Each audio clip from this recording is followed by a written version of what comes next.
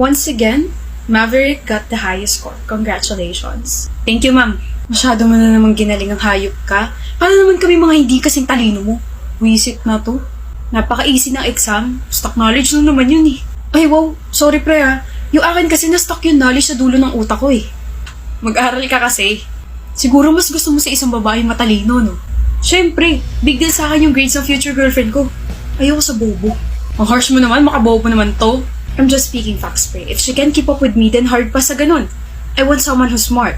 Yung may sense kausap. Yung nakakausap ko sa kahit na anong topics, mapa-academics man or random in life. May natitipuhan ka ba rito sa classroom? Wala. Bilis nun ah. Ayaw mo kay Frankie? Si Frankie? Di naman siya matalini. Di ba recently pinagyabang niya na may line of 7 siya? Kakahiya.